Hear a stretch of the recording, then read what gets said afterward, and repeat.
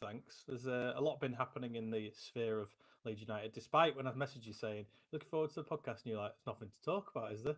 There's like, there's always stuff to talk about, Rocco. Come on. They weren't my words. That's mean paraphrasing.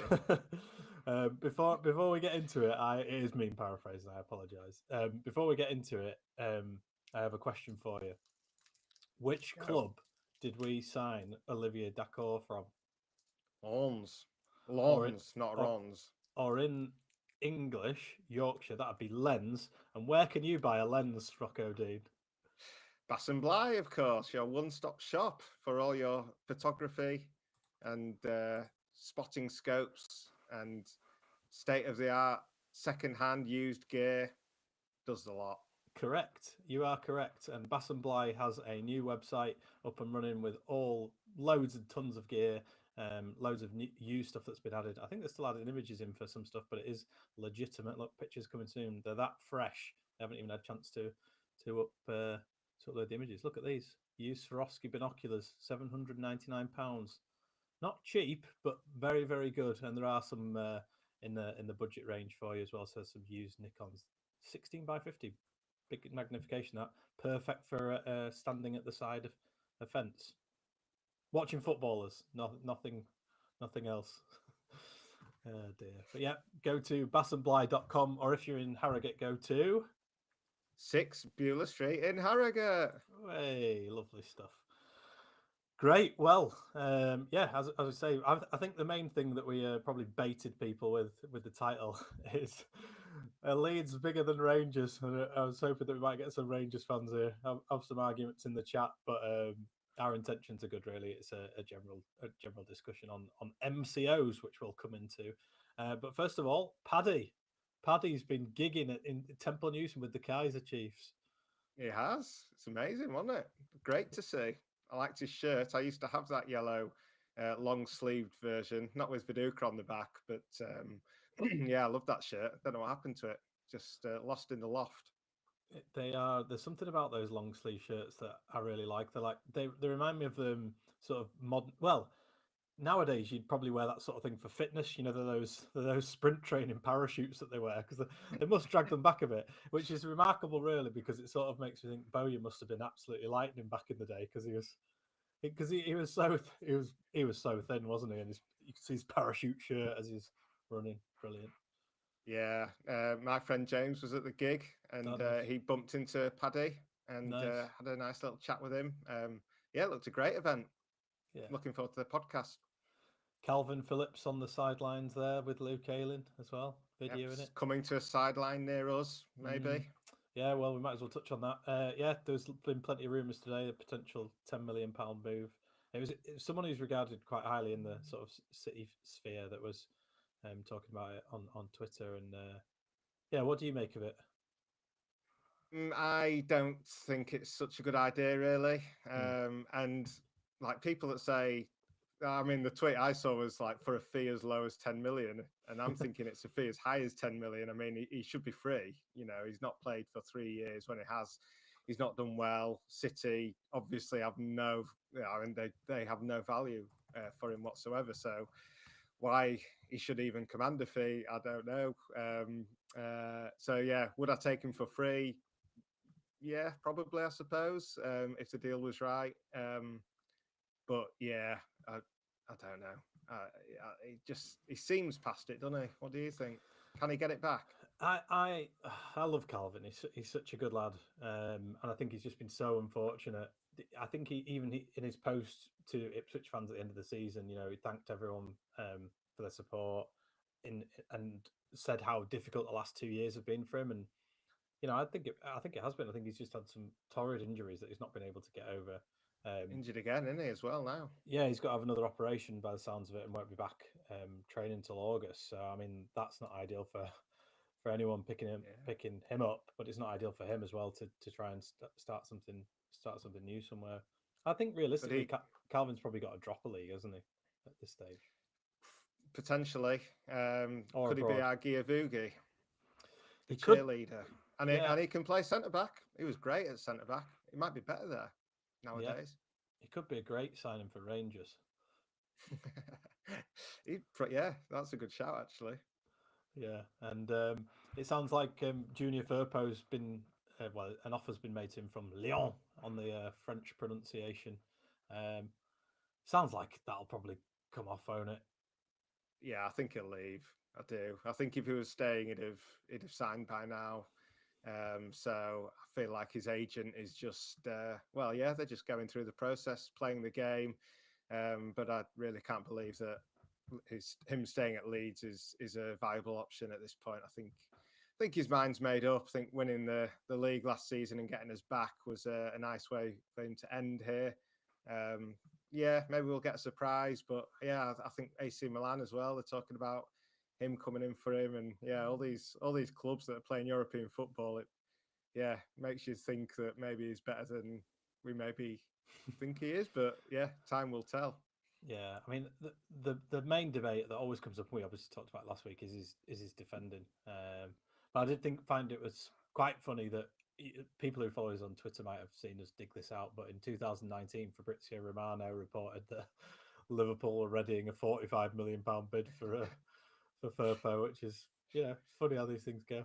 Yeah, and they were beaten to him by Barca, weren't they? So Yeah, exactly. Yeah, and then he was unlucky for us. It's difficult to know what it would be like second time round. Has he learnt from the mistakes of being in the Premier League and bombing too far forward? Maybe not. Last season or this season, he's enjoyed plenty of bombing forward, hasn't yeah, I think I don't know. I can understand his excuse. I know Dara said last week that he doesn't buy it, which yeah, it's fair enough.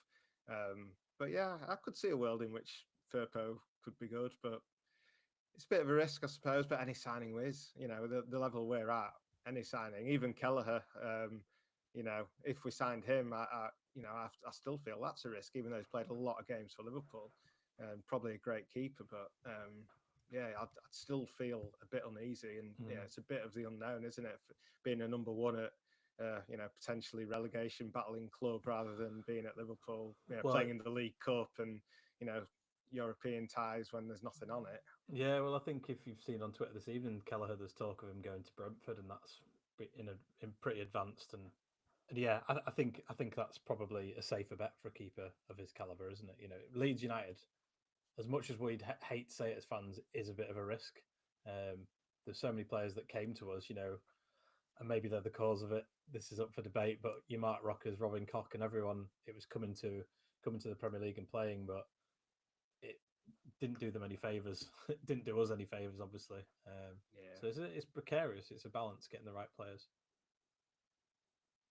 Um, And well, I suppose the transfer window is open now. It's open for 10 days. I think it's for the FIFA Club World Cup, isn't it? And the Premier League as well factors into that, which is crazy. It shuts for 6 days and then it opens in full on June the 16th. Bonkers, isn't it? Why did they come up with that? It's just so weird, isn't it? I don't know. But yeah, so Christensen's gone today. Yeah, 7.7 million, our friend Isaac said, by reports, which quite a good fee, really, isn't it? Got back most of our money. I don't know what did we pay for him. I thought it was like 12 million. 10, I think Was it? it might have been. I was Yeah. thinking 10ish. What's 5 million anyway? Yeah. Just, geez, it's so crazy, isn't it? If you actually had that money in front of you, you'd be. But yeah, you just toss it away. It's fine. And we're just over a month until the players are due back in training as well. So July the 7th. So I saw Quite Luke late, Ayling. isn't it? Luke Ayling was on the beers last night, so there's no Yeah. no danger for them anytime soon. I wonder. I saw there were some videos of Paddy training actually, wasn't he? I don't know if it was abroad somewhere, but social media propaganda, and I think you just have to keep yourself fit, don't you? As a footballer, this time of year, you like, especially if you're going into the Premier League, you've got to be a Yeah. pure athlete. Well, it's weird, isn't it? I mean, that's a long old break. I mean, it's a problem for him. It's a problem not playing enough. Having such a long break over the summer. That it's gonna obviously be hard work coming back. And now, obviously, they all tick over. But then, yeah, at the top of the game, it's the complete opposite.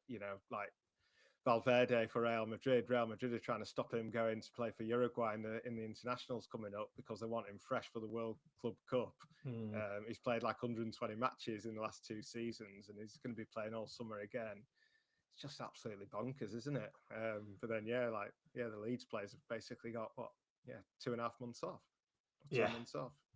Yeah, it is. I know Jurgen Klopp used to complain about it a lot. I complained about a lot of things, didn't he? But one of the things was the schedule, and it is insane how they like Scum playing in Malaysia the other day. You think, how are they like still going? It almost seems you want to say unfair, but they're paid a lot of money for it. But it must be exhausting. It must. Oh yeah, and it's not just, it isn't just that. The fans are losing out as well. When we get to these international tournaments now, and it'll be interesting to see in the Club World Cup. The players are shot a lot of the time, so the pace is slow. This is what Bielsa always said. The quality of football will drop, and it's not just sort of the number of games, but also the lack of time on the training pitch and developing that way and stuff. So yeah, but it's no stopping it, is it? Runaway train. It is a runaway train, and it probably segues into the runaway train of modern day football, I suppose. And we've obviously got 49ers Enterprises, who are the owners of Leeds United. And is the global football cartel? Is it here? And what does what does the future of football look like for Leeds fans? It's quite hard to know, isn't it? And I don't think we're not just fighting for promotion anymore. We are trying to position ourselves as a global power within football. That's the level that the club owners are trying to get to, and I suppose it's that the stakes for fans are the idea of globalization versus your local loyalty, and more and more the globalization is needed to compete. We've seen that, and we'll obviously go into it, but and I think as fans it becomes so divided whether you want the ambition or to keep the identity of the club, and it's so hard, and ultimately you want your team and your football club to be really successful, but what is the cost of that? It's really tricky. Yeah, it does come down to sort of personal tastes and opinions, I suppose. I mean, I hate it, absolutely despise the idea of it. Like, makes me sick to think that clubs abroad are just being taken over and rebranded as basically Man City spin-offs or whoever it may be, Red Bull, etc. And then also, for yourself, just the sort of general feeling that at the top level, at least, we're not there yet. But at the top level, what are you actually supporting? Like, you're basically supporting a business, a massive global company. You're not supporting the club anymore. I read an amazing book called Munich, which is all about the Munich air disaster, and it's a novel, but obviously based on real events. But you get a real feeling for the actual club that Man U was back then. And like, that's dead. Like, that does not exist anymore. That the local feel is completely gone. They're supporting something that is just, it couldn't be, it's worlds away. It couldn't be more different. And I don't want that for Leeds. That's what I love about Leeds is the authenticity of it, and the Leeds fans ultimately, and being the core of the club. The people of the city, the people that love it. And I just feel nowadays, the way it's all going, I feel like the money men that have taken over football, I think they've worked out, or they think that they'll make more money from more people liking football than they will less people loving football. I feel like the people that love football and would die for their clubs, they live for their clubs. I think that's going to just vanish, in time, and you'll just get people who like it and who like talking about it and watching highlights and stuff. It again, Bielsa said very similar, and I'm completely on board with it. I can completely see that viewpoint, and it's funny because I think the people that make such an effort to go to games in particular and who are local will be the ones that love it, and then you'll get periphery that are people that just like it. And I really hope it doesn't get watered down, and that's all down to how the owners take on football clubs as well. And so I mean, for any Leeds fans who are watching this and don't know much about it, but it's called an MCO, which is multi-club owner, and obviously that started pretty much, well, it wasn't started, but the main one that you'll think of as City Football Group, which is Man City's football parent group that owns their clubs, and there's 13 clubs that they own in 5 continents. They own 100% of Man City, 44.3% of Girona, New York City Football Club, Melbourne City, and others. Girona's an interesting one because the chairman of Girona is Pep Guardiola's brother.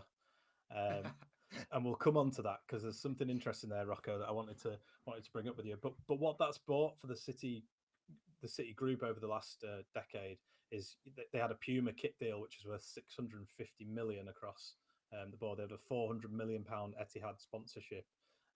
They also took on 17% was sold to Silver Lake, which is I think it's a Chinese.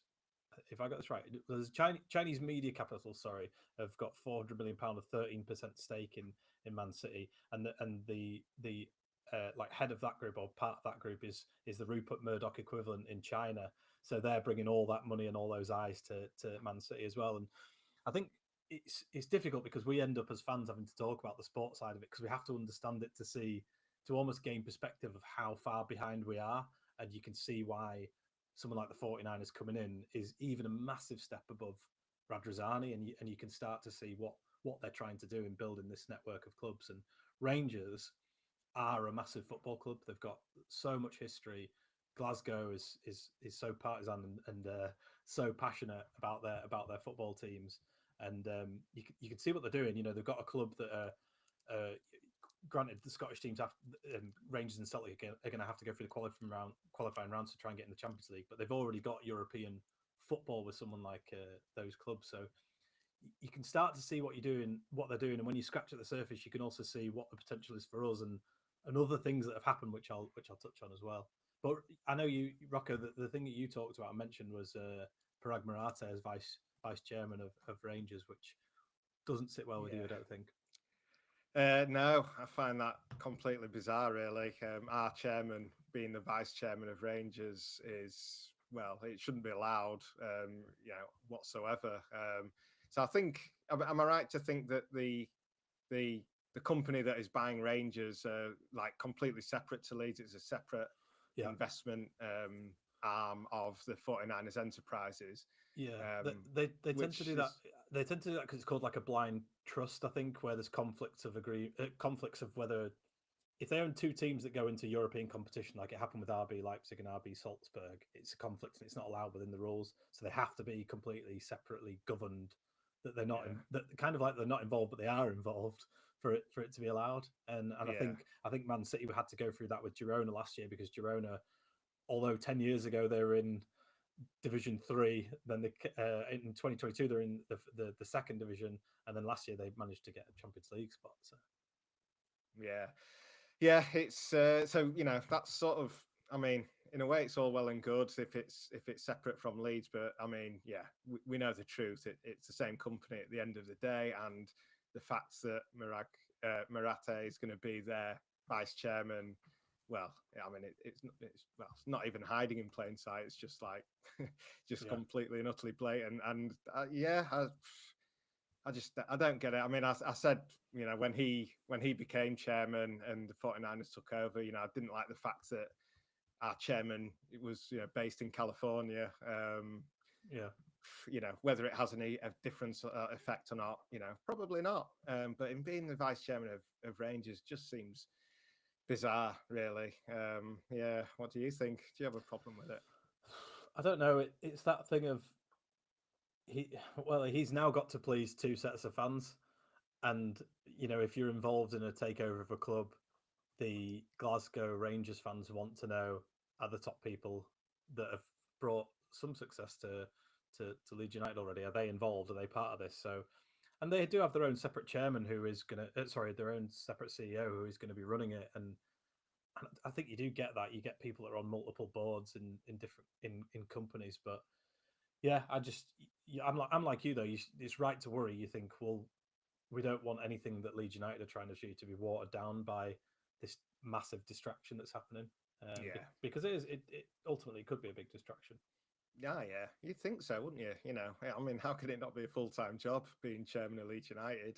If it isn't, then something's wrong. So, you could sort of understand it if he was a consultant or whatever. But as a vice chairman of Rangers, Very, very strange. That makes me feel uncomfortable, altogether, to be honest. So the example that I wanted to bring up, Rocco, right? So do you remember when you went out to Uruguay to see a certain Uruguay versus Brazil? First Yeah, time Uruguay beat Brazil in a long time, wasn't it? 2-0, I think it finished. it did. And you on this podcast, you said there was a right back that you saw and you thought it was brilliant for Brazil. Who was it? Do you remember? God, no, I can't. But he played for Girona, didn't he, on loan from City? So Jan Couto, who was bought by Man City for £6 million. Since he signed, he went on loan to Girona, made a lot of appearances. So spent a decent amount of time there developing his game. This summer, he's transferring to is it who is it? It's Dortmund for 25. I think it's for 25 million, something like that. So the reason why I bring that up is because I thought it was so funny when I saw his name. I was like, I'm sure I recognize that name, and that is an example of where it works and where you can see that we want to get to, because all fans have been talking about for the last few weeks in the run-up to transfer window is who are we going to sell to satisfy PSR, like how is this going to work, where are we going to bring revenue in to buy players, etc., etc. You have an example there where Man City bought a player for pretty much nothing, and he's been out on loan developing his career for 3 or 4 years. All those wages have probably been paid by that club, so it's cost that upfront fee, and now they're selling on for a massive profit of 20 odd million. So you can see that if Leeds manage to get into that space, where we'll end up, and that it's almost like passive income. You've got this testing ground where it's like he can go and develop, and he could become one of the world's best players and brilliant. He comes back and helps our team. If he doesn't quite meet the grade of that Pep wants, then we move him on for 25, 30 million. And that's the level that we're trying to get to. But it also, and I know it's going to be frustrating for some people because it's not talking about football, it's talking about business side of it. But if we have to get to that point if we want to stand any chance of competing. It's the only way, really.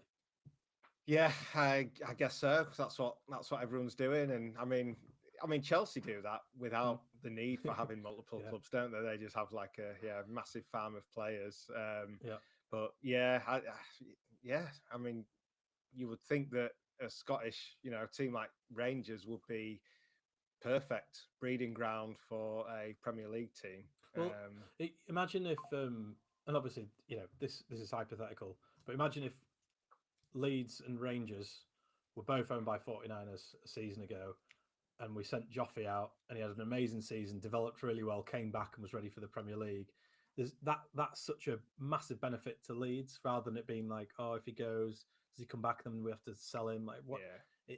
I think there's there'll be a way of us creating deals that benefit both clubs, and I don't think it'll be they'll stop at this point. I think they'll buy more football clubs, and I read as well that I think something like 300 clubs around the world now are part of MCOs, and 6,500 players exist within the multi-club networks as well. So it's only going to grow, and I think this all started as well because I think 10 years or so ago, China changed how they were investing outside of China, were investing a lot in football, and then they stopped it and they said you have to invest now within the country. So it opened the door for all these US businesses to say, right, well, let's go in and buy up a load of European clubs. So that's why they're here. And yeah, it's I find it interesting because it's Leeds. I haven't really read much about it to this point, but I want to know everything. I want to know, like, what are we in for? Like, what have I got to sort of speak up against and fight for as a fan? So I'm interested in it because I feel it's important for all of us. Yeah, me too. When you put about the episode on Twitter, and Dara said, "Oh, going to be a massive rant incoming from Rocco," and like I could, like if we were in the pub, I probably would like rant on. But like I'm also you can rant. Come on. Well, no, I mean because I'm also very aware that I'm not an expert on the subject whatsoever. So I can hate it. I can wish it didn't happen. But then if I sat in a room with Parag Marate, he'd probably convince me within 5 minutes that it's the best thing ever, and and I'd be like shouting from the rooftops about how good it all is and how fantastic the 49ers are. I think it's that thing of we live in fear of what we've seen happen in other MCOs. So you look at Red Bull, and it's all about marketing to them and appealing to the younger generation. So I think the average age of their squad is 24 years old, and they've obviously had young managers as well, Jesse Marsh. So you can see what they're trying to do. They're trying to appeal to that market. It's all about getting people to buy their drinks. I think they bought a Brazilian club, and the revenue like tripled or something stupid in Brazil. So theirs is a direct way of selling more drinks. And I think Man City, theirs has been about total domination of sport for years, and they've been doing it for over a decade now. But there's different ways of doing it. That theirs is they have put the brand across multiple clubs, but it's not to the extent of which Red Bull have. And you've obviously got Fenway Sports as well, which is Liverpool, and they've kept the identity of the club. So I think 49ers will be a bit more cautious about how they handle this. I don't think they're going to come in and change everything and upset everyone. There's too much risk with that, and I think they'll want to do it in their own way. But I feel like they're going to build a network. It won't stop at Rangers and Leeds. Yeah, and I completely agree. I cannot see the branding becoming an issue at Leeds or Rangers. They're not stupid. They've bought Leeds. They've been at Ellen Road, all these years now. They know what it's about, and they know what our selling point is: the passion and the rawness of Ellen Road, and the authenticity. And I can't, they would be completely mental to take that away and go against the grain. So, the other club they've bought is Rangers. Again, massive, historic, passionate club. They're not gonna do anything to annoy the Rangers fans in terms of branding and changing stuff that we've seen at other clubs. I'd be just flabbergasted. Glasgow Rangers United. It's not gonna happen, is it? Who's the bigger club then? Come on, you can't lead with that question and then not answer it. Well, there's a few Rangers fans in the chat actually. So for some reason it won't pull the chats onto screen for anyone who's watching the live stream. So we're going to get onto support about that because I'm not sure why it's not working. But there's a few people that are sort of worried about how much do you think 49 is going to charge season tickets at Ibrox next 3 years? 688, one of the cheapest tickets so far. Oh, sorry, £688 is one of the cheapest tickets. I mean, that in itself is a question about football in general. We've seen prices go up, haven't we, the last however many years, and I think it'll continue to do so. And it won't be long before we're at a standard £1,000 for a season ticket. What do you think, Rocco? 100%. Yeah, the Americans have taken over, and that's the way we're heading because they've said it. I mean, Angus Kinnear said it on the Square Ball website, on the Square Ball podcast when he was on. He mentioned that is it Stan Kroenke, the Arsenal owner, like he couldn't believe the small amount of revenue that Arsenal get in, and when you look at what tickets cost over there, I think it's astronomical compared to what they are here. So. It's only going one way. That's for darn sure. I've got a way of showing something on screen. So there we go. Alex P. Both big clubs, Rangers, suffer from being in a minor league. I think that's true, isn't it? Yeah, I have to say that I think Rangers are bigger, to be honest. Leeds, obviously, we know the potential. We can delete this out. Yeah, but you have to say they are. The amount they've won. Obviously, there's no competition. I think it's about 55 trophies or something crazy, something like that. Whereas Leeds, we have half my life we've not even been in the Premier League, and before that, we were bad too, apart from the Reeve era. So Rangers are probably bigger, but I think the 49ers. I think Leeds will be their main club because they know what's going to bring them more money, and if they make Leeds successful and get Leeds into the position Villa are, then cha-ching, they'll be rolling in it. So Robbo's trying to wind people up here. Rangers will be Leeds feeder club as they remain small fish. I mean, there's an element of us feeding one another. I think it's going to be. I think we're going to Mutual. feed the family. Are we a family? We're not. We can't be rivals, can we? We're not in the same league. We're splitting the Oh, bread. There we Jesus. go. Yeah. Jesus split the bread. Yeah, I don't know. They don't have God, what's his name? That winger that we were linked with for 15 years or whatever. The Oh, Liverpool Ryan Kent. Ryan Kent. Yeah, he's not there anymore, is he? No. So that's out the window. I don't know. I'm not so sure there'll be so much inter-club trading at this early stage. I think, yeah, I don't think it'll happen this early on, but I think we'll start to see. It's going to take a little bit of time for them to, because Leeds, let's be honest, need to settle. We need to be in the Premier League to then understand. Well, what does our recruitment look like? What does it look like if we're going to be working with our network clubs to trade loan players, however you want to look at it. So I don't think it's going to happen straight away unless there's some really obvious deals. I don't know if anything will happen as a result of Red Bull and their minority stake as well. Do we get first say? Doubt it. Yeah, I don't know. I think Red Bull get first say, don't they? Yeah, well, they will do, won't they? One interesting thing. A few weeks ago, or months maybe even now, when this story broke, I was on a Rangers podcast and we were chatting obviously about the 49ers and what they'll be like as owners. And it was interesting because the guy I was talking to, he was basically saying like Rangers have had like local owners, as in like local Rangers fans owning the club for years, and they've been like praying to get rid and get like a new multinational global force behind the club. Whereas like I've always been the complete opposite, wanting to avoid that. So it just shows, they've struggled to compete because they've not done what the necessary evil, if you like, obviously is. So I guess we just have to get on board with it as Leeds fans.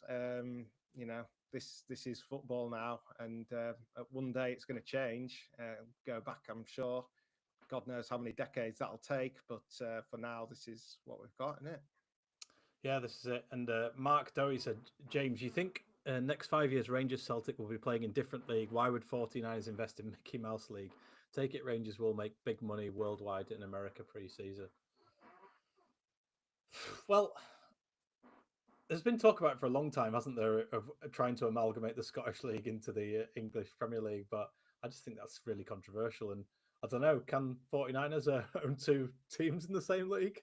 There's a difference of having them in the same competition abroad, but yeah, there's got to be some conflict there. So I don't know. It would be incredible for Scottish football, I think, to come into the English game. Is that like a really horrible English person thing to say? But I think with it would, the quality of football would go up massively because more money would go into it. But is that a good thing? I don't know. Is money good in sport? I'm not convinced about that myself. So I don't know. Yeah, I feel like the Scottish clubs would really struggle to compete. In the English pyramid. I think the English pyramid's pretty strong. Outside of Rangers and Celtic, I mean, did we play Hearts? We played Hearts, didn't we, a couple of years ago? Mm-hmm. And I mean, they were so bad. They were terrible. And they obviously, I just felt like they looked like a League One team, and they were a Scottish Premiership team.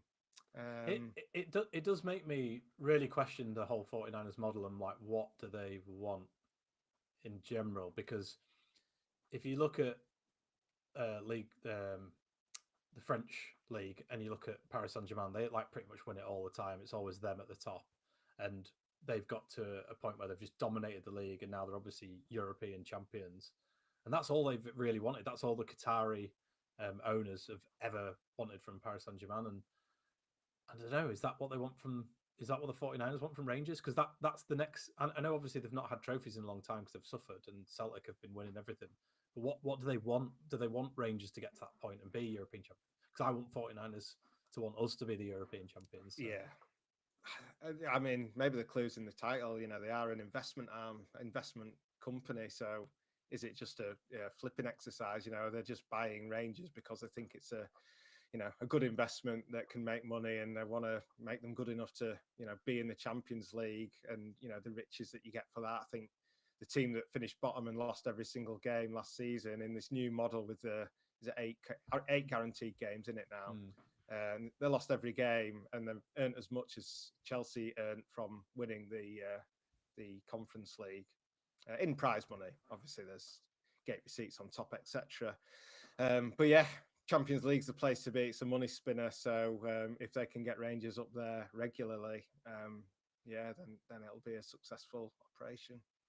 Yeah, we will see. And Rocky, you wanted to mention the ground development at Leeds as well, didn't you? And I suppose that that in itself is an investment thing and growing, because there's even talk of them just developing the West Stand as the main piece, which is controversial in itself because people that have had their seats for decades are going to be moved up a tier to make way for people buying the more expensive seats in the lower tier, but which is really sad.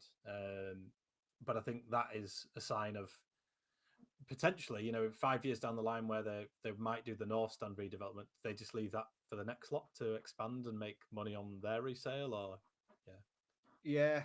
Well, I mean, yeah. Firstly, that people having to move seats, it kills me. I mean, I just think it's criminal. Yeah, that's the sort of thing I could rant for a long time about. Yeah. But yeah, I mean, like generally speaking, in terms of the stadium development, it was more along the debate of, what the 49ers are doing for Leeds, and they have done a good job. We're back in the Premier League now, so they've delivered on that, and I think they've done it in real style. They were unfortunate in the first summer that it took so long to get the deal done, and so they've lost a year. But they've done really well. I believe them when they say they're going to spend every penny that they can legally spend. So nobody can complain at that. Yeah, the ticket prices are going up. I despise the membership fees that Leeds fans are charged. It's like a tax on being a Leeds fan, but everyone does it. So it's just the way it is now.